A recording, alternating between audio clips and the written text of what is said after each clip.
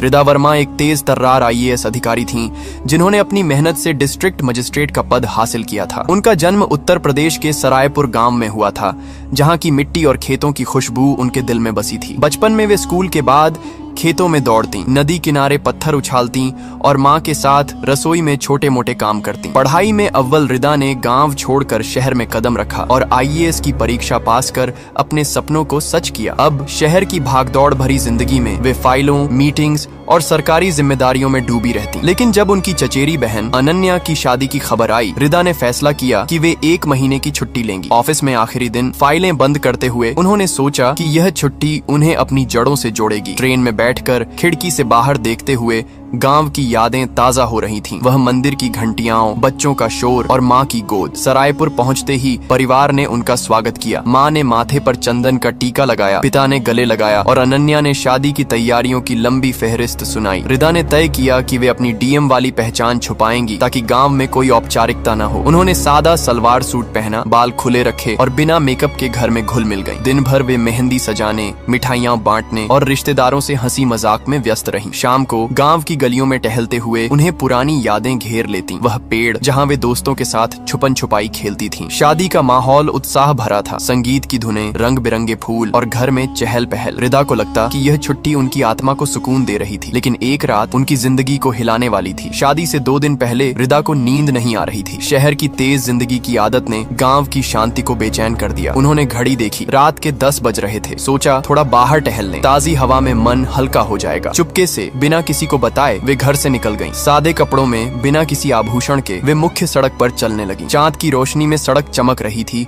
और हल्की हवा सुकून दे रही थी। दूर कहीं कुत्ते भौंक रहे थे और सड़क सुनसान थी। रिदा ने सोचा बस थोड़ा घूमकर लौट जाएंगी, लेकिन तभी एक पुलिस जीप की रोशनी उनकी आंखों में पड़ी। जीप रुकी और उसमें से 4 पुलिस वाले उतरे, दरोगा राम सिंह और कांस्टेबल विजय, राजेश और सुरेश। उनकी नजरें रिदा पर टिक गईं। इतनी रात को अकेली लड़की, कौन हो तुम? राम सिंह ने कड़क आवाज में पूछा। रिदा ने शांत स्वर में जवाब दिया, जी मैं यहीं की हूँ, शादी में आई हूँ। लेकिन पुलिस वालों की मुस्कान में कुछ गलत था। रिदा ने पुलिस वालों की संदिग्ध नजरों को भांप लिया, लेकिन उन्होंने खुद को संयमित रखा। सरायपुर की सड़क पर चांदनी रात में वे अकेली थीं और पुलिस जीप की हेडलाइट्स उनकी आंखों को चुभ रही थीं। दरोगा राम सिंह ने आगे बढ़कर फिर पूछा, नाम क्या है और इतनी रात को बाहर क्यों घूम रही हो? रिदा ने सोचा अगर वे अपनी डीएम वाली पहचान बता देंगी तो बात गांव में फैल जाएगी और उनकी छुट्टी का मकसद सादगी से रहना खत्म हो जाएगा। इसलिए उन्होंने शांत स्वर में कहा, मेरा नाम रिदा है और मैं अपनी बहन की शादी के लिए आई हूँ, बस थोड़ा घूमने निकली हूँ। उनकी सादगी भरी बात सुनकर कांस्टेबल विजय हंसा। शादी में ऐसे कपड़ों में कुछ तो गड़बड़ है। बाकी पुलिस वाले भी हंसने लगे और रिदा को असहज महसूस हुआ। राम सिंह ने अपनी टॉर्च उनकी तरफ घुमाई, जैसे उनकी बातों पर यकीन न हो। आईडी दिखाओ, उसने आदेश दिया। रिदा के पास कोई पहचान पत्र नहीं था, वे तो बस यूं ही घर से निकली थीं। जी मेरे पास अभी आईडी नहीं है, उन्होंने सच कहा। पुलिस वालों की नजरें और सख्त हो गईं। बिना आईडी के रात को घूम रही हो? चलो थाने चलो, वहाँ बात होगी, राम सिंह ने कठोर स्वर में कहा। रिदा ने विरोध करने की कोशिश की, जी मैंने कुछ गलत नहीं किया, मैं सच बोल रही हूँ। लेकिन पुलिस वाले नहीं माने। कांस्टेबल राजेश ने उनका हाथ पकड़ लिया और जबरदस्ती जीप की तरफ खींचने लगा। रिदा ने खुद को छुड़ाने की कोशिश की, लेकिन 4 मर्दों के सामने उनकी ताकत कम थी। जीप में बिठाते समय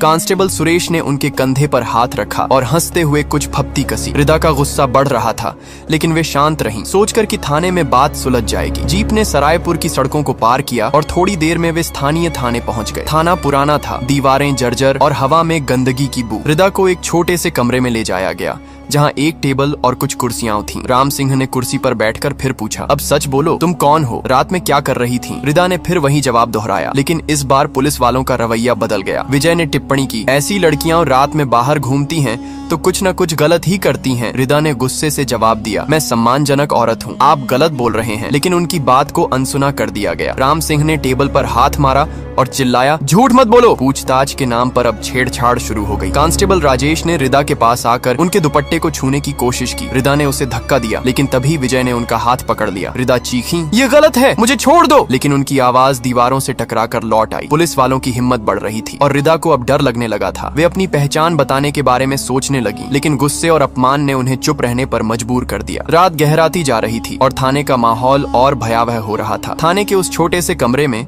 मध्यम बल्ब की रोशनी में रिदा वर्मा का दिल तेजी से धड़क रहा था। पुलिस वालों की हरकतें अब पूछताछ से आगे बढ़ चुकी थीं। दरोगा राम सिंह टेबल पर बैठा हुआ था। उसकी आंखों में एक अजीब चमक थी। कांस्टेबल विजय और राजेश रिदा के इर्द गिर्द मंडरा रहे थे, जबकि सुरेश दरवाजे पर खड़ा होकर हंस रहा था। रिदा ने फिर कहा, मैंने कुछ गलत नहीं किया, मुझे जाने दो। लेकिन उनकी बातों का कोई असर नहीं हुआ। राम सिंह ने हंसते हुए कहा, जाने देंगे, लेकिन पहले सच तो बोलो, ऐसी लड़कियां रात में सड़कों पर नहीं घूमती। उसकी आवाज में व्यंग्य था और बाकी पुलिस वाले हंसने लगे। रिदा का गुस्सा उबल रहा था, लेकिन वे जानती थीं कि यहाँ चिल्लाने से कुछ नहीं होगा। उन्होंने फिर शांत स्वर में कहा, मैं सच बोल रही हूँ, मेरी बहन की शादी है, मैं उसी के लिए आई हूँ। लेकिन विजय ने उनके करीब आकर कहा, तो शादी में ऐसे कपड़े, कोई मेकअप नहीं, कोई गहना नहीं, कुछ तो गड़बड़ है। उसने रिदा के दुपट्टे को खींचने की कोशिश की। रिदा ने तुरंत अपना दुपट्टा पकड़ा और पीछे हटी, लेकिन राजेश ने उनका रास्ता रोक लिया। कहाँ भाग रही हो मैडम? उसने मजाक उड़ाते हुए कहा। रिदा ने जोर से कहा, मुझे छूने की हिम्मत मत करना, लेकिन उनकी आवाज को दबा दिया गया। राम सिंह ने कुर्सी से उठकर रिदा की तरफ कदम बढ़ाया और बोला, तुम जितना चिल्लाओगी उतना बुरा होगा, चुपचाप सच बोल दो। रिदा ने गहरी सांस ली और कहा, मैं सच बोल रही हूँ। लेकिन तभी विजय ने उनका हाथ जोर से पकड़ा और रिदा ने उसे धक्का दे दिया। इससे पुलिस वालों का गुस्सा भड़क गया। राम सिंह ने चिल्लाकर कहा, हमें धक्का देगी? तुझे सबक सिखाते हैं। उसने रिदा को थप्पड़ मार दिया। रिदा का चेहरा दर्द से लाल हो गया, लेकिन उन्होंने आंखों में आंसू नहीं आने दिए। राजेश और सुरेश ने भी हिम्मत पकड़ी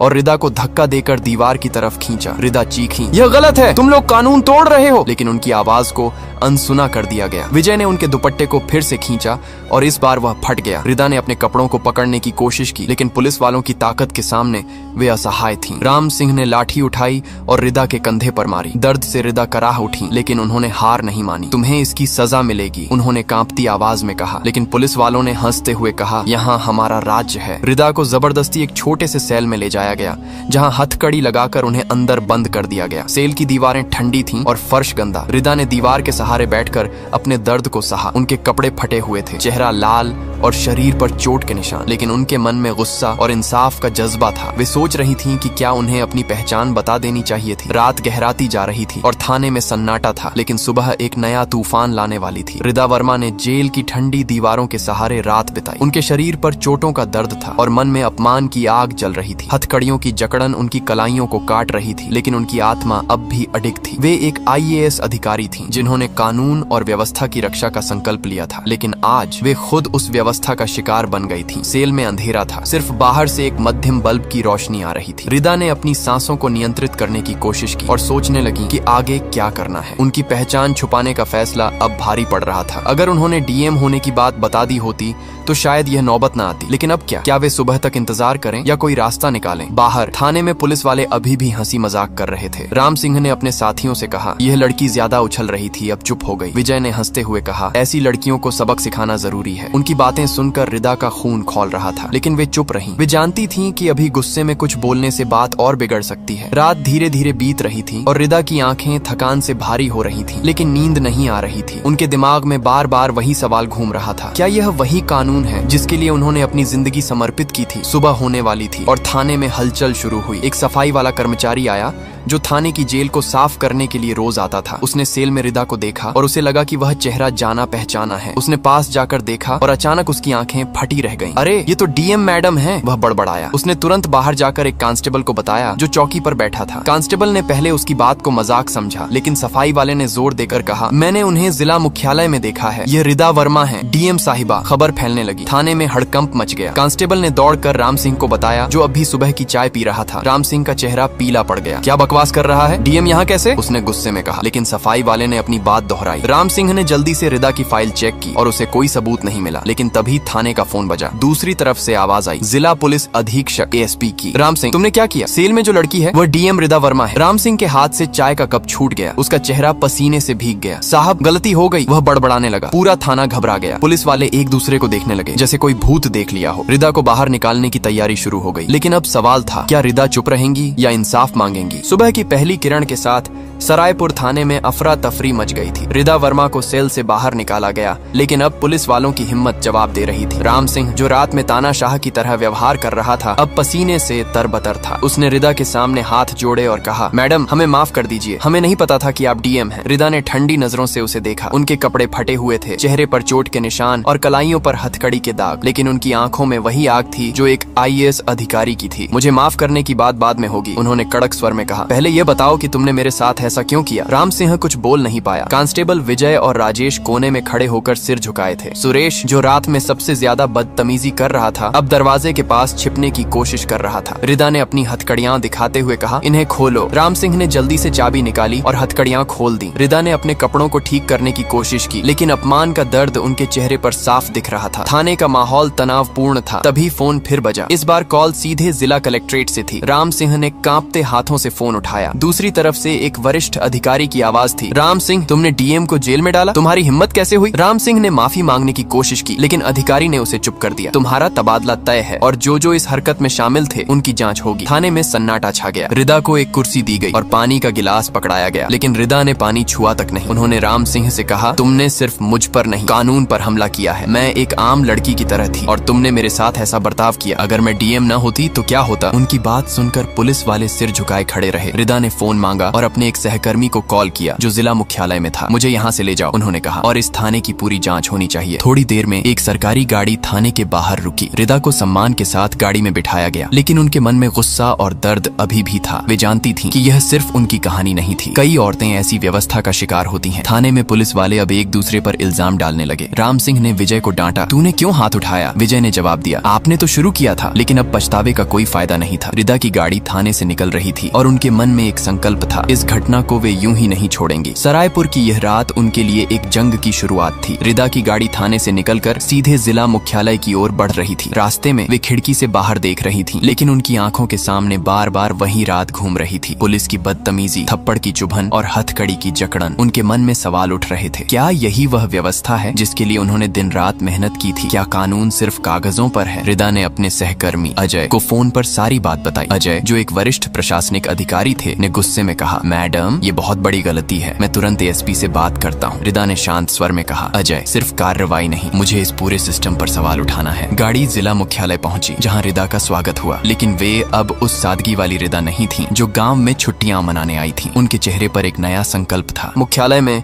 एसपी और अन्य अधिकारियों ने रिदा से मुलाकात की। एसपी ने माफी मांगी, मैडम, हमें नहीं पता था, ये बहुत बड़ी चूक है। लेकिन रिदा ने उनकी बात काट दी, यह चूक नहीं, अपराध है, और सिर्फ मेरे साथ नहीं, हर उस औरत के साथ जो रात में सड़क पर होती है। उनकी बातों में इतनी ताकत थी कि कमरे में सन्नाटा छा गया। रिदा ने मांग की कि राम सिंह और उसके साथी कांस्टेबल्स के खिलाफ तुरंत कार्रवाई हो। एसपी ने तुरंत जांच कमेटी गठित करने का आदेश दिया। रिदा ने यह भी कहा कि वे इस मामले को ऊपर तक ले जाएंगी ताकि ऐसी घटनाएं दोबारा न हो। उधर सरायपुर थाने में हड़कंप मचा हुआ था। राम सिंह को सस्पेंड कर दिया गया और विजय, राजेश और सुरेश को हिरासत में ले लिया गया। थाने में अब कोई हंसी मजाक नहीं था। हर पुलिस वाला डर के मारे कांप रहा था। रिदा ने अपने परिवार को फोन किया और सारी बात बताई। उनकी माँ रो पड़ी, बेटी, तूने हमें क्यों नहीं बताया कि तू बाहर जा रही थी। रिदा ने जवाब दिया, माँ, मैं सिर्फ हवा खाने गई थी, गलती मेरी नहीं, उनकी है। परिवार ने उन्हें जिला मुख्यालय आने को कहा, लेकिन रिदा ने मना कर दिया। मुझे अभी यहाँ रहकर इंसाफ करना है, उन्होंने कहा। उस रात रिदा ने अपने कमरे में बैठकर एक पत्र लिखा मुख्यमंत्री को। पत्र में उन्होंने न सिर्फ अपनी घटना का जिक्र किया, बल्कि पूरे सिस्टम की खामियों को उजागर किया। उन्होंने लिखा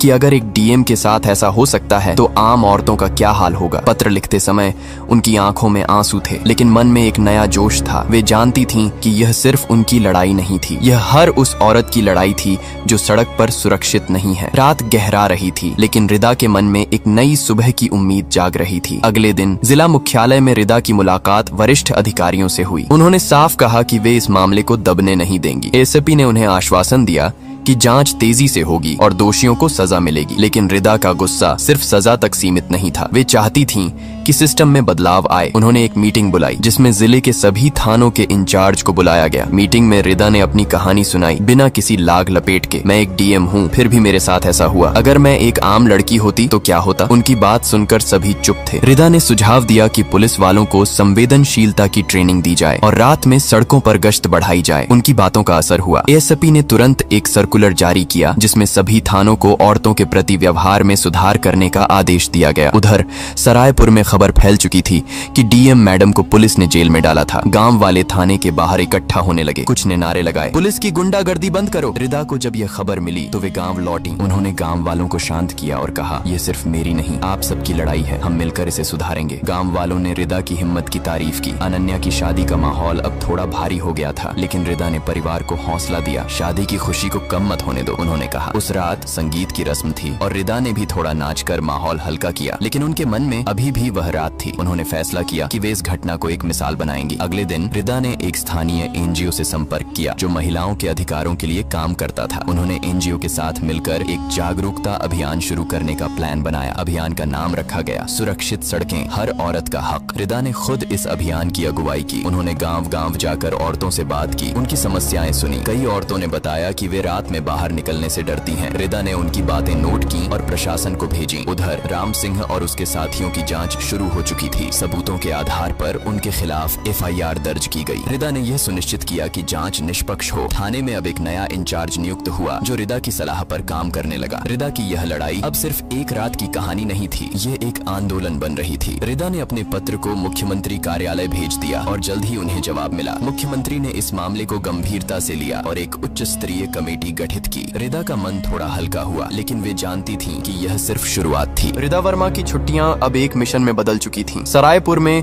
अनन्या की शादी की तैयारियां जोरों पर थीं, लेकिन रिदा का ध्यान अब इंसाफ और सुधार पर था। उन्होंने गांव में एक पंचायत बुलाई जिसमें औरतों और पुरुषों दोनों को बुलाया गया। रिदा ने खुलकर अपनी कहानी सुनाई। मैं आपकी बेटी हूँ, आपकी बहन हूँ, मेरे साथ जो हुआ वह किसी के साथ भी हो सकता है, उन्होंने कहा। उनकी बातों ने गांव वालों को झकझोर दिया। कई औरतों ने अपनी कहानियां साझा की, कैसे उन्हें रात में बाहर निकलने में डर लगता है, कैसे पुलिस उनकी मदद की बजाय डराती है। रिदा ने सबकी बातें सुनी और वादा किया कि वे इस सिस्टम को बदलेंगी। पंचायत के बाद रिदा ने जिला मुख्यालय में एक प्रेस कॉन्फ्रेंस बुलाई। पत्रकारों के सामने उन्होंने बिना डरे अपनी कहानी बताई। मैं एक डीएम हूँ, लेकिन उस रात मैं सिर्फ एक औरत थी। पुलिस ने मेरे साथ जो किया वह गलत था। मैं चाहती हूँ कि कोई और औरत ऐसी स्थिति से न गुजरे। उनकी प्रेस कॉन्फ्रेंस की खबर अखबारों और टीवी चैनलों पर छा गई। सोशल मीडिया पर जैसे जस्टिस फॉर राइडा ट्रेंड करने लगा। लोग रिदा की हिम्मत की तारीफ कर रहे थे। कुछ ने पुलिस सिस्टम पर सवाल उठाए तो कुछ ने रिदा को प्रेरणा बताया। उधर राम सिंह और उसके साथियों की जांच तेज हो गई। उनके खिलाफ सबूत जुटाए गए, सीसीटीवी फुटेज, गवाहों के बयान और रिदा की मेडिकल रिपोर्ट। रिदा ने खुद जांच की निगरानी की ताकि कोई गड़बड़ी न हो। थाने में अब सख्ती बढ़ गई थी। नया इंचार्ज जो रिदा की सलाह मानता था ने थाने में नए नियम लागू किए। रात की गश्त बढ़ा दी गई और पुलिस वालों को औरतों के प्रति सम्मानजनक व्यवहार करने की हिदायत दी गई। रिदा ने अपने अभियान सुरक्षित सड़कें को और विस्तार दिया। उन्होंने स्कूलों में जाकर लड़कियों को सेल्फ डिफेंस सिखाने की व्यवस्था की। एनजीओ के साथ मिलकर उन्होंने एक हेल्पलाइन नंबर शुरू किया जहां औरतें अपनी शिकायतें दर्ज करा सकती थीं। रिदा की यह पहल पूरे जिले में चर्चा का विषय बन गई। लोग उन्हें लेडी डीएम कहने लगे, लेकिन रिदा ने कहा, मैं सिर्फ रिदा हूँ जो अपने लोगों के लिए लड़ रही है। शादी का दिन आ गया और रिदा ने अनन्या की शादी में पूरी तरह हिस्सा लिया। मेहंदी, हल्दी और विदाई की रस्मों में वे हंसी खुशी शामिल हुई, लेकिन उनके मन में वह रात अभी भी थी। विदाई के समय अनन्या ने रिदा को गले लगाकर कहा, दीदी तुमने हमें गर्व महसूस कराया। रिदा की आंखें नम हो गईं। वे जानती थीं कि उनकी लड़ाई अभी खत्म नहीं हुई थी। रात को जब शादी की भीड़ छंट गई, रिदा ने अपने कमरे में बैठकर एक डायरी में लिखा, यह सिर्फ मेरी कहानी नहीं, हर उस औरत की कहानी है जो इंसाफ मांगती है। रिदा की कहानी अब सिर्फ सरायपुर तक सीमित नहीं थी। उनकी प्रेस कॉन्फ्रेंस के बाद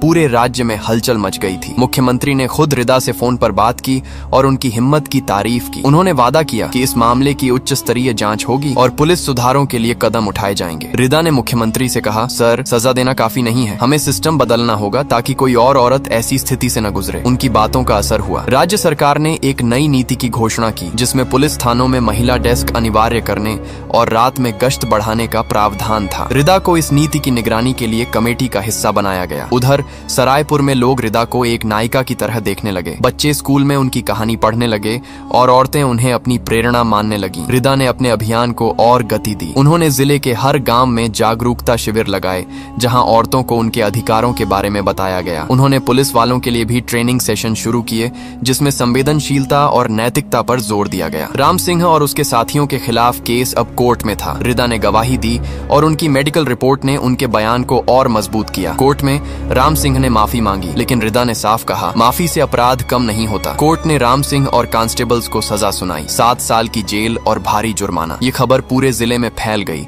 और लोगों ने रिदा की जीत की तारीफ की। लेकिन रिदा को अभी और काम करना था। उन्होंने एक नया प्रस्ताव तैयार किया जिसमें ग्रामीण इलाकों में सीसीटीवी और स्ट्रीट लाइट्स लगाने की मांग थी। उनका प्रस्ताव सरकार ने स्वीकार कर लिया। सरायपुर में अब रात की सड़कें पहले से ज्यादा रोशन थीं। रिदा की छुट्टियां खत्म हो रही थीं, लेकिन उन्होंने फैसला किया कि वे गांव में कुछ और दिन रुकेंगी। अनन्या की शादी के बाद परिवार में खुशी का माहौल था, लेकिन रिदा की लड़ाई ने सभी को गर्व महसूस कराया। एक शाम रिदा नदी किनारे टहलने गईं। वहाँ कुछ लड़कियां खेल रही थीं। एक लड़की ने रिदा से पूछा, दीदी क्या आप सचमुच डीएम हैं? रिदा मुस्कुराई और बोली, हाँ, लेकिन मैं पहले तुम्हारी दीदी हूँ। लड़की ने कहा, मैं भी भी आपके जैसी बनूंगी। रिदा की आंखें चमक उठी। वे जानती थीं कि उनकी कहानी ने नई पीढ़ी को प्रेरित किया था। रात को अपने कमरे में रिदा ने अपनी डायरी में लिखा, एक रात ने मुझे हिलाया, लेकिन उसी रात ने मुझे नई ताकत दी। उनकी छुट्टियां अब खत्म हो रही थीं, लेकिन उनकी लड़ाई अभी जारी थी। रिदा की छुट्टियां खत्म होने से पहले उन्होंने सरायपुर में एक आखिरी पंचायत बुलाई। इस बार पूरे जिले से लोग आए थे। रिदा ने मंच से कहा, ये मेरी नहीं, आप सबकी जीत है। हमने दिखाया कि अगर हम एकजुट हों तो सिस्टम को बदल सकते हैं। उनकी बातों पर तालियां बजी। पंचायत में रिदा ने एक नया प्रस्ताव रखा, हर गाँव में एक महिला समिति बनाई जाए जो औरतों की शिकायतों को सीधे प्रशासन तक पहुँचाए। गाँव वालों ने इस विचार का स्वागत किया। रिदा ने एनजीओ के साथ मिलकर इस समिति को बनाने की प्रक्रिया शुरू की। उधर राम सिंह और उसके साथियों की सजा ने पूरे जिले के पुलिस वालों को सबक सिखाया। थानों में अब औरतों के प्रति व्यवहार बदलने लगा था। रिदा ने अपने अभियान को अब पूरे राज्य में फैलाने का फैसला किया। उन्होंने मुख्यमंत्री से मुलाकात की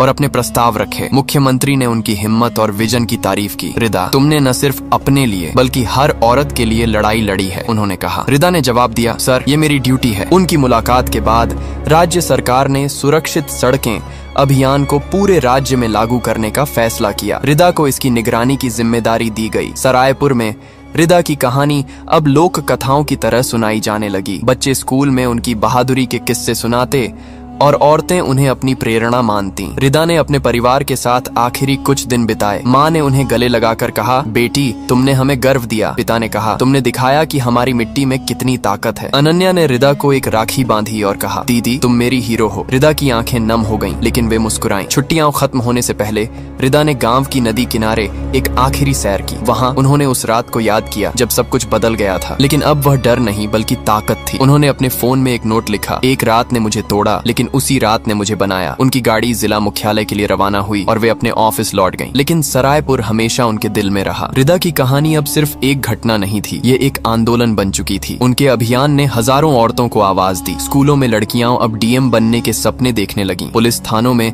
अब औरतों की शिकायतों को गंभीरता से लिया जाने लगा। रिदा ने अपनी डायरी में आखिरी पंक्ति लिखी, यह मेरी जीत नहीं, हर उस औरत की जीत है जो रात में बिना डर के सड़क पर चलना चाहती है। उनकी छुट्टियां खत्म हो चुकी थीं, लेकिन उनकी लड़ाई ने एक नई शुरुआत की थी। रिदा वर्मा जब अपने ऑफिस लौटी तो उनका स्वागत एक नायिका की तरह हुआ। उनके सहकर्मियों ने उनकी हिम्मत की तारीफ की और कई ने कहा कि उनकी वजह से सिस्टम में बदलाव शुरू हुआ है। रिदा ने अपनी डेस्क पर बैठकर सबसे पहले सरायपुर थाने की जांच की फाइल खोली। उन्होंने देखा कि राम सिंह और उसके साथियों के खिलाफ सजा के बाद जिले के अन्य थानों में भी सख्ती बढ़ी थी। रिदा ने एक मीटिंग बुलाई जिसमें सभी थानों के इंचार्ज को बुलाया गया। उन्होंने साफ कहा, पुलिस का काम लोगों की रक्षा करना है, न कि उन्हें डराना। उनकी बातों ने पुलिस वालों को सोचने पर मजबूर किया। रिदा ने एक नया नियम लागू किया, हर थाने में एक महिला कांस्टेबल की नियुक्ति अनिवार्य होगी। यह नियम जल्द ही पूरे जिले में लागू हो गया। रिदा ने अपने अभियान सुरक्षित सड़कें को और मजबूत किया। उन्होंने स्कूलों और कॉलेजों में सेमिनार आयोजित किए जहाँ लड़कियों को उनके अधिकारों और आत्मरक्षा के बारे में बताया गया। रिदा खुद इन सेमिनारों में जाती और अपनी कहानी साझा करती। उनकी बातें सुनकर लड़कियां प्रेरित होती